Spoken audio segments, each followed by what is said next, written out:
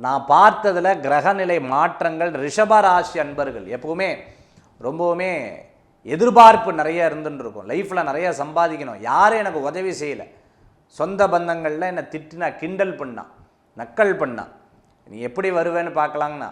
இன்றைக்கி நான் கல்யாணம் ஆகி ஒரு வீடு கட்டி நல்ல சௌக்கியமாக இருந்துட்டுருக்கேன். இல்லை சார், கல்யாணம் ஆகிடுத்து இன்னும் வீடு அமையலைன்னு வருத்தப்படுறவாளும் சில பேர் இருந்துட்டுருப்பா. சார் ரொம்ப லைஃப் லாங் நல்ல திருப்தியாக இருக்கணும் சார், நிம்மதி தான் எனக்கு தேவை அப்படிங்கிற மாதிரி நிறைய பேர் இருப்பா. கிட்டத்தட்ட 10-10.5 வருஷமாக சரியில்லாமல் இப்போ பரவாயில்லையா இருக்கே அப்படின்னு பல பேர் ஜோதிடர்கள் சொல்லும்போது, பரவாயில்லையா இருக்கிற மாதிரி இருக்குது, இல்லாத மாதிரியே இருக்கே, நான் என்ன பண்ணுறது அப்படிங்கிற எண்ணங்கள் உங்களுக்குள்ள ரிஷபராசி அன்பர்களுக்கு ஏற்படுத்தி கொடுக்கும். ஒரு விஷயத்தில் ரொம்ப இறங்கிட்டேன்னா அதை ஜெயிக்காமல் விட மாட்டேன். இலகின மனசாக இருக்கக்கூடிய ரிஷபராசி அன்பர்கள் யாரும் புரிஞ்சுக்க மாட்டா, ஆனால் உங்களுக்கு இலகின மனசு இருந்துட்டு இருக்கும்.